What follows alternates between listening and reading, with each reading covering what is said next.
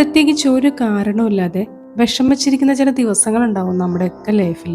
ഇന്ന് എനിക്ക് അതുപോലൊരു ദിവസമായിരുന്നു. ആകെപ്പാടൊരു മൂഡ് ഓഫ്. എന്നാൽ പ്രത്യേകിച്ചൊരു കാരണമില്ല. അങ്ങനെ ഇരിക്കുമ്പോഴാണ് ഏട്ടൻ വന്ന് പറഞ്ഞത് നമുക്കൊന്ന് റെഡി ആയിട്ട് പുറത്തു പോവാന്ന്. എന്നാൽ എന്തിനാണെന്നോ എവിടേക്കാണെന്നോ ഒന്നും പറഞ്ഞിട്ടുണ്ടായിരുന്നില്ല. വല്ലപ്പോഴാണ് എന്നോട് ഇങ്ങോട്ട് പറയാറുള്ളത് നമുക്കൊന്ന് പുറത്തു പോവാന്ന്. പിന്നെ എന്താണെന്നോ എവിടേക്കാണെന്നോ ഒന്നും ചോദിച്ചില്ല. അങ്ങനെ പ്രത്യേകിച്ച് കാരണങ്ങളൊന്നും ഇല്ലാതെ, പ്രത്യേകിച്ച് പ്ലാനിങ് ഒന്നും ഇല്ലാതെ വെറുതെ ഒന്ന് പുറത്തിറങ്ങി ഒരു ഐസ്ക്രീമൊക്കെ കഴിച്ചു, ആളൊരു ചായ കുടിച്ചു. അങ്ങനെ കുറച്ചു നേരം വർത്താനൊക്കെ പറഞ്ഞിരുന്നു. ഇതിൻ്റെയൊക്കെ ആവശ്യം എന്താ ഇപ്പോൾ എന്നൊക്കെ തോന്നാറുണ്ട്. പലപ്പോഴും ഇത് അൺനെസറി ആണെങ്കിലും ഇപ്പൊ അതൊരു നെസറി ആയി തോന്നി. അങ്ങനെ കുറച്ചു നേരം പ്രത്യേകിച്ച് ഒരു വിഷയമില്ലാതെ സംസാരിച്ചിരുന്നു. വെറുതെ ഒരു റോഡ് ട്രിപ്പാണ് പ്ലാൻ ചെയ്തത്.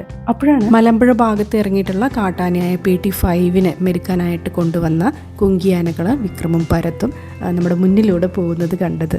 ഒരുപാട് ആൾക്കാരൊക്കെ വണ്ടിയൊക്കെ നിരത്തി സൈഡിൽ നിന്നിട്ട് ഇതിന്റെ ഫോട്ടോസും വീഡിയോസും ഒക്കെ എടുക്കുന്നത് കണ്ടു.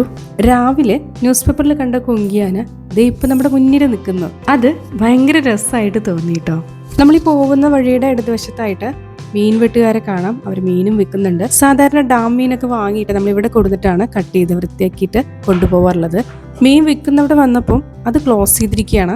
ഇപ്പൊ ഡാമിൽ നിറയെ വെള്ളം ഉള്ളത് കൊണ്ട് തന്നെ മീൻ അധികം വരുന്നില്ലെന്നാണ് പറയുന്നത്. ഏതായാലും ഇവിടം വരെ വണ്ടിയും കൊണ്ട് വന്ന സ്ഥിതിക്ക് മീൻ വാങ്ങിയിട്ട് പോകാന്ന് വിചാരിച്ചു. മീൻ വെട്ടുന്നവര് മീൻ വിൽക്കുന്നുണ്ട്, പക്ഷെ കുറച്ച് രൂപ കൂട്ടിയിട്ടായിരിക്കും ഇവർ വിൽക്കുന്നത്. രേഹു ഉണ്ട്, കരിമീനുണ്ട്, മനഞ്ഞൽ എന്ന് പറഞ്ഞിട്ടുള്ളൊരു മീനുണ്ട്. ഞാനിത് ആദ്യമായിട്ടാണ് ഇത്ര നീളമുള്ള മീനിന് കാണുന്നത്. ആദ്യം കണ്ടപ്പോൾ ഇതെന്താ ഈ പാമ്പൊക്കെ ഇവിടെ വെക്കാൻ വെച്ചിരിക്കുന്നതെന്ന് വിചാരിച്ചു. പിന്നെയാണ് ഇതൊരു മീനാണ്, കറി വെച്ച് നല്ല ടേസ്റ്റ് ആയിരിക്കും എന്നൊക്കെ പറയുന്നത്. എന്തൊക്കെയോ പോഷക ഗുണമുള്ള മീനൊക്കെയാണെന്നുള്ളതാണ് അവർ പറയുന്നത്. എന്നാൽ എനിക്ക് മീൻ വാങ്ങണമെന്ന് തീരെ താല്പര്യം ഉണ്ടായിരുന്നില്ല. പക്ഷെ അതേ ആളുടെ ഒരൊറ്റ നിർബന്ധത്തിലാണ് ഈ ഒരു മീൻ വാങ്ങിയിട്ടുണ്ടായിരുന്നത്. മീനൊന്ന് ഉയർത്തിപ്പിടിച്ച് കാണിച്ചു തരുമെന്ന് പറഞ്ഞപ്പോൾ ഇതിനെ വാല് പിടിച്ച് പൊക്കണോ തലയിൽ പിടിച്ച് പൊക്കണോ എന്നായി അടുത്ത സംശയം. എനിക്കിഷ്ടപ്പെട്ട മീന് ഞാനിതേ പിടിച്ചോണ്ട് നിൽക്കുന്നുണ്ട്. രേഹു എപ്പോഴും ഇവിടെ നിന്ന് വാങ്ങാറുള്ളതും ഈ ഒരു ടൈപ്പ് മീനാണ്. നമുക്കിവിടെ നന്നായിട്ട് ക്ലീൻ ചെയ്ത് കട്ട് ചെയ്ത് തരും ഇവര്. ഈ മനഞ്ഞൽ എന്ന് പറയുന്ന മീനിനെ ക്ലീൻ ചെയ്യാന്നുള്ളത് ചിലർ പരിപാടിയല്ല. കാരണം ഇതിന്റെ തോലൊക്കെ ഉരിച്ചെടുക്കേണ്ടതായിട്ടുണ്ട്. അങ്ങനെ തോലൊക്കെ ഉരിച്ചെടുത്ത് ഈ സൈഡിലുള്ള ചെകിളപ്പ് പോലത്തെ ഐറ്റമൊക്കെ ഉണ്ടല്ലോ, അതെല്ലാം കട്ട് ചെയ്ത് തന്നു. മീനെന്ന് പറഞ്ഞാൽ ഈ വഴുവഴുപ്പാണ്. പിന്നെ ഇതിൽ നിന്ന് തോലുരിക്കുന്ന ഒരു സീൻ അതെനിക്ക് ഭയങ്കര ഒരു ഇൻട്രസ്റ്റിംഗ് ആയിട്ട് തോന്നി. കാരണം ഇത്തിരി ബുദ്ധിമുട്ടുള്ള പരിപാടിയാണത്. അത് ഞങ്ങൾ മീനൊക്കെ വാങ്ങി വണ്ടിയിൽ കയറി.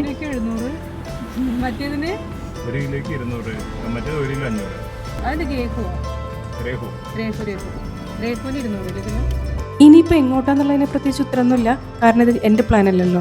നമ്മൾ ഈ പോകുന്ന വഴികളിലൊക്കെ റോഡിലൂടെ പശുക്കളൊക്കെ ഇങ്ങനെ നടക്കുന്നുണ്ട്. കഴിഞ്ഞ ദിവസം പത്രത്തിൽ കണ്ടതാണ് ഈ പശുക്കളെയും ഉടമകളൊക്കെ കണ്ടുപിടിച്ചു കൊടുക്കുന്നവർക്ക് പാരിതോഷികം ഉണ്ടെന്നുള്ളത്. മലമ്പുഴ റോഡ് കുറച്ച് കൂളായിട്ട് ഡ്രൈവ് ചെയ്യാൻ പറ്റിയ സ്ഥലമാണെന്ന് തോന്നിയിട്ടുണ്ട്. അങ്ങനെ പ്രത്യേകിച്ച് വിഷയമൊന്നുമില്ലാതെ എന്തൊക്കെയോ സംസാരിച്ചിങ്ങനെ പോവുമായിരുന്നു.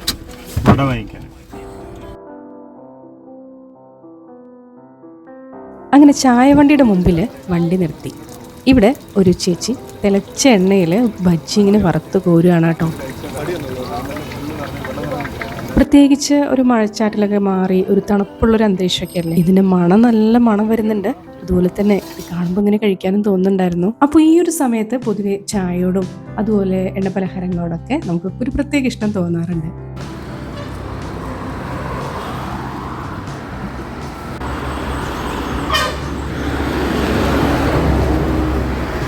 അങ്ങനെ കുറച്ച് ഐറ്റംസ് ഒക്കെ വാങ്ങിയിട്ട് ഞങ്ങൾ വണ്ടിയിൽ കയറി.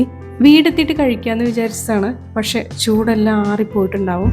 അതുകൊണ്ട് ഇവിടെ നിന്ന് കഴിച്ചിട്ട് പോകാമെന്ന് വിചാരിച്ചു.